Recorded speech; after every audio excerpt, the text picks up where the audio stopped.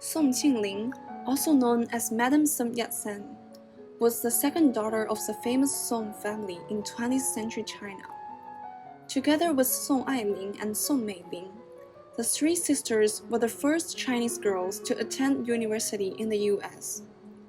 Raised in a prominent family and educated in the West, Soong Ching-ling, however, chose to go against her families at many of her big decisions.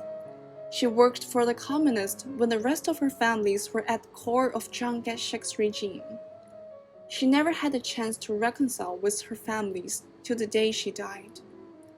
Referred to the research in the book Big Sister, Little Sister, Red Sister by the Chinese-born British writer Rong Zhang, we hope to show the dramatic yet lonely life behind the well-known Madame Sun Yat-sen. Compared to her sister, Soong Ching-ling was a more impulsive and passionate girl. She longed to be a heroine who fought for the Republic China. At the age of 21, she decided to marry Sun Yat-sen, who was 48 at that time. Her family strongly refused to give their consent, even locked her in the room. But she sneaked out of her home and went to Japan to meet Sun and get married. While Sun Yat-sen divorced with his wife and left his son in order to marry Qing-ling.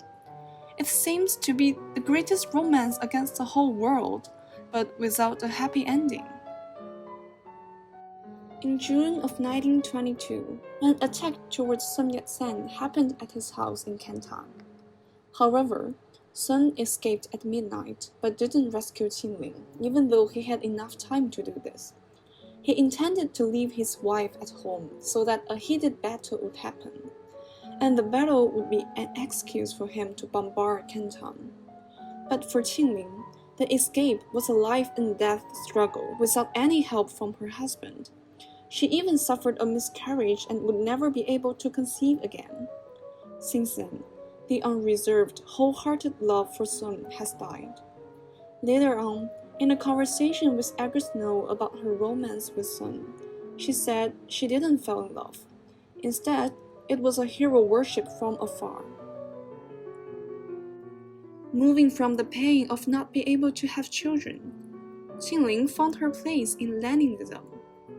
Due to Sun Yat-sen's relation with Russia, she interacted frequently with the Russians and became a committed Leninist. 2 years after Sun Yat-sen died, in 1927, Chiang Kai-shek broke with the communists. Later, Qing-ling went to Russia and began her self-imposed exile. While in Moscow, she was invited by a friend named Deng Yanda, a fellow left-wing nationalist leader, to go to Berlin to discuss about forming a third party.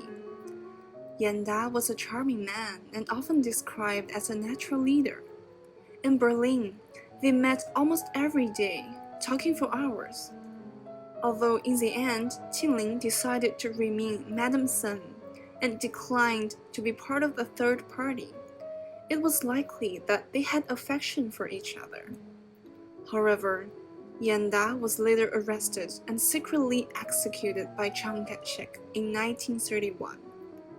Qing-ling even went to Nanjing to plead for Yanda's release, which was the only time she appealed to her brother-in-law in person for anything. But it was already too late. In great despair, Qing-ling departed for Shanghai. She secretly requested to join the Communist Party. She would do anything to beat Chiang Kai-shek. During the Sino-Japanese War, she formed a front organization in Shanghai for the Communist International, named China League for Civil Rights, and provided whatever help the Chinese communists asked for. The famous interview of Mao Zedong by Edgar Snow was arranged by her.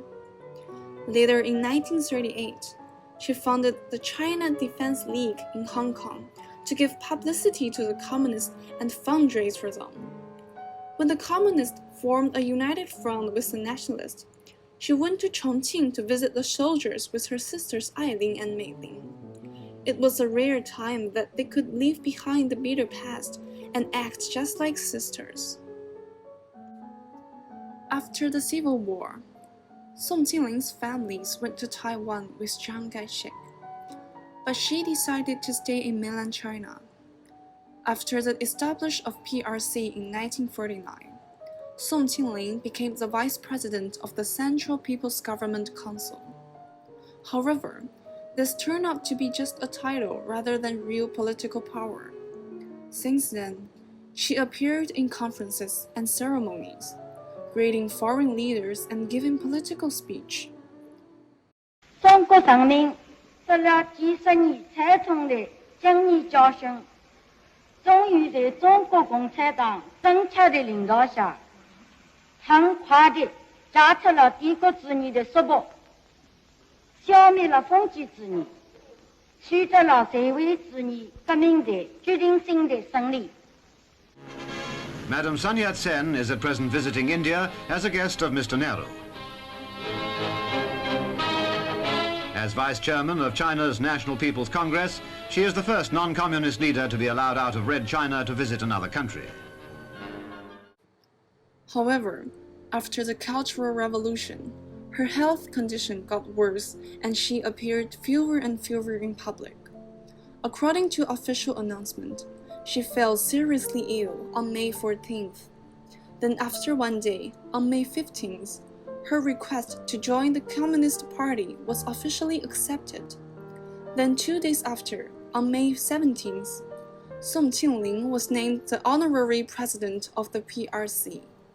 Her last day came on May 29, 1981. She died of leukemia in Peking at the age of 90. A grand funeral was held for her. She was surrounded by flowers and countless people. But none of this could mollify the lonely life she has lived through. For her role as a political figure, people might have different opinions. But as a woman, she lost her husband at the age of 32 and had no children. She remained a widow and lived apart from all her families. Even until her last day, she didn't have a chance to reconcile with them. Would she ever regret? No one knows.